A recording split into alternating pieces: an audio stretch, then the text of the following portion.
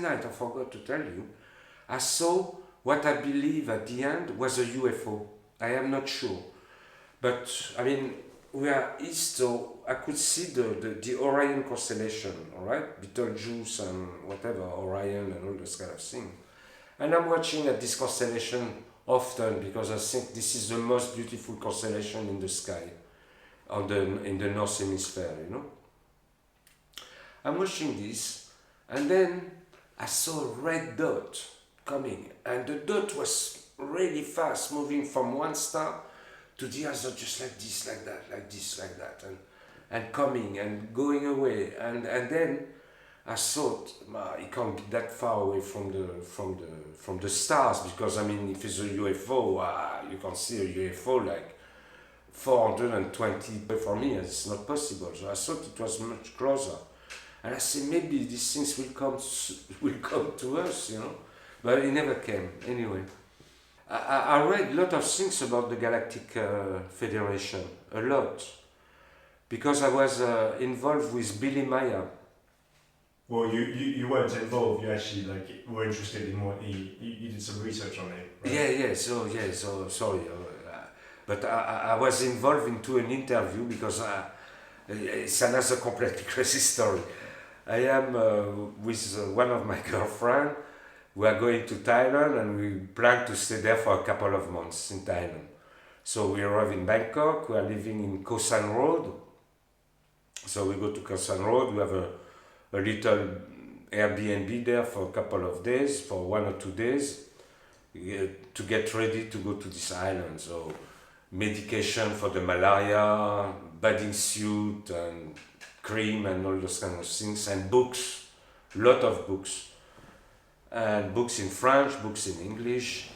And I go to this bookshop and I found a book called Light Years. I said, wow, this is it's a title that grabbed me, you know.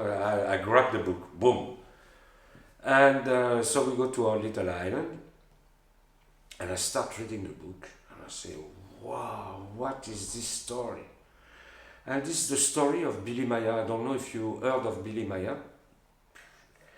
Billy Maya is a Swiss farmer that got contact with Pleiadians from Taygeta. Taygeta is one of the planets on the system of Maya. I know Taygeta is the sun, the name of the sun. So Taygeta is like a solar system.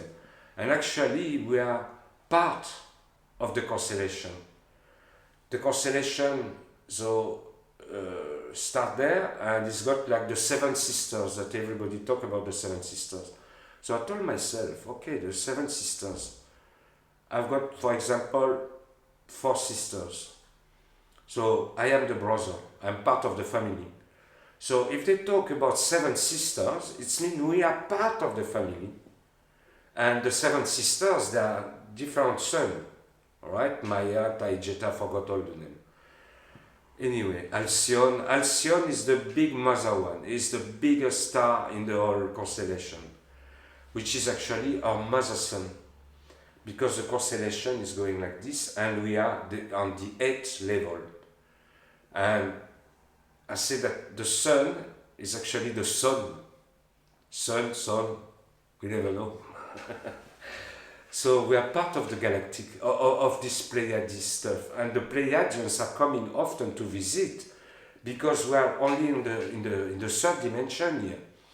And they are preparing us to move into the 4th dimension, which the 4th dimension, I believe, started not such a long time ago.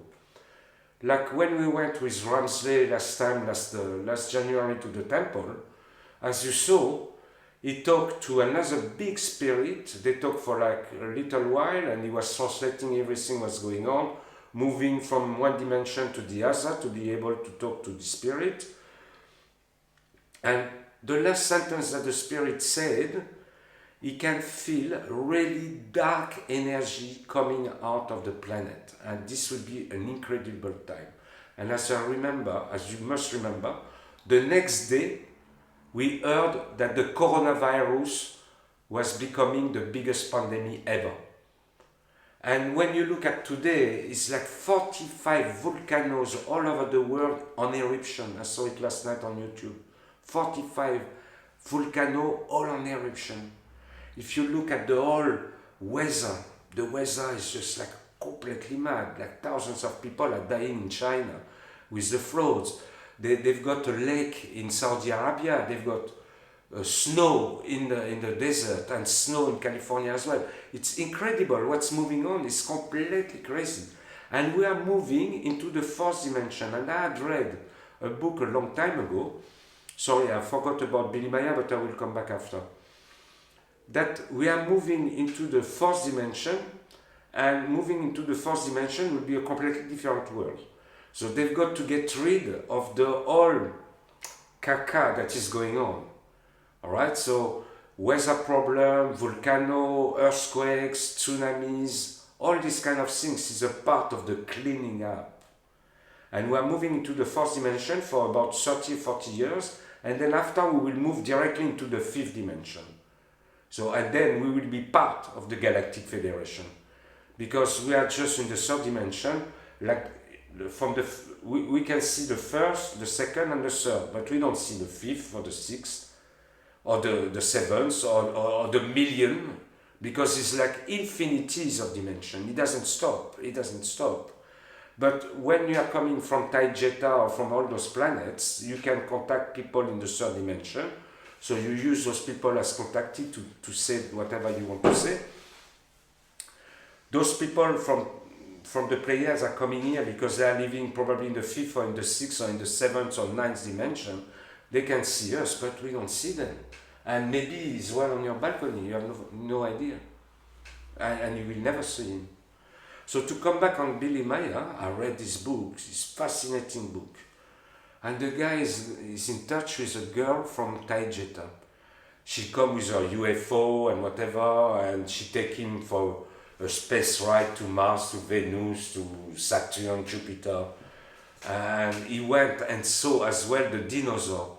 And I think the dinosaur, this is the same story as Ramsley.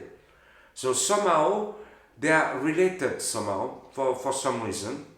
Anyway, I was fascinated by this guy. I read all the book I could find about him, alright? And then I am in Japan. I work a long time in Japan. I was based in Tokyo for 4 years.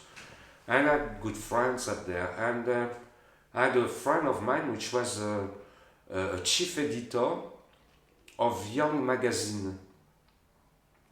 Young Magazine is a newspaper for all the teenagers to, and my friend was interested to do a world tour, and for years was looking like, how can I find a system to travel for the magazine, so for free, okay? With the magazine I can go and see a lot of countries all over the world. And then one day, he contacted me, say, hey, Leonardo, I've got a super plan. I say, yeah, well, say we can do a world tour. I say, yeah, okay. Say we go and photograph prison all over the world. And I say, why? He say, it's just because most of the prisoners, they're all in jail because of drugs. Okay, they smoke or they carry or whatever. And he wants to help the Japanese kids to don't fall into those traps. So we go there, we interview the people, and the question is, why are you there? And the people, the criminals, whatever, we leave them around, that doesn't matter. We just want to know the people that smoke marijuana and all those kind of problems. So we went all over the world, all right? We went to India, to whatever, and then we have a prison to photograph in Zurich and in Hungary. So I said, wow, we go to Zurich. So I explained to Yutaka, was my friend, the chief editor, explaining the story about Billy Meier. He didn't know. Anyway, I explained him, and he was really interested to see, wow, this guy's got a laser gun, and he's a UFO Santa, and he met players. They say, okay, let's go there. You make the photo, we make the interview, and we will send it to the magazine, all right? So we go there, and it's Japanese, so as a Japanese, you go somewhere, you buy present, and you say, what can we buy? So I don't know, fruits, whatever, just buy some food, you know, I'm fucking starving, I want some food. So buy him some beautiful stuff. So he bought like, we had basket of food, basket of fruits and whatever. So we arrived there. But we arrived there in the evening. Our appointment was just the next morning. But just to let them know, because we are coming from Japan, that we arrived. So the politesse kind of things, you know. We arrived there and we say, here, this is for you, for Billy Maya and all his crew. And we will be back there tomorrow. In the morning, we arrived there, 10 o'clock, whatever, and we are greeted by a guy called Guido, I forgot his name. He's the second chief of the Saint-Jazz Center. Saint-Jazz, she's an extraterrestrial woman that traveled through light years of traveling, went and helped the Earth, all right? And there are quite a few people around her. And they're all getting in touch with Billy Maya. And Billy Maya in '76 made a huge scoop, which I remember a little bit fuzzy in my mind, that it was UFOs in Switzerland and whatever, and the guys got only one arm, got a camera and photographed thousands of photos of Saint-Jazz, of the UFOs and whatever.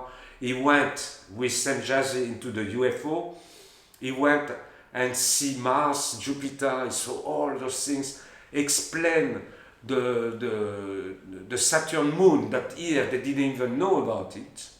Right? And also, so we talked with Guido showed us all our book and whatever, because Billy Maya was not ready to talk to us. And so he told us, I'm sorry, but Billy is not well today, he will talk to you tomorrow. I said, yes, I hope so, because we are leaving tomorrow and we need this interview with him, you know. He said, yeah, don't worry, he will be there tomorrow. So we finished the whole day, the whole things, we ate a bit there. And then the next morning, we go there, we're on time. And Billy Maya, the prophet that traveled faster than light, arrived, right? A guy with a big belly, one arm, and a key set on his things with a beer bottle opener on it. I remember these things, you know. And then so he greeted us and whatever, really nice guy. And then he explained a lot of stories about, I mean, it's easier for you to read the books, all right? But anyway, yeah, and yeah, that's it.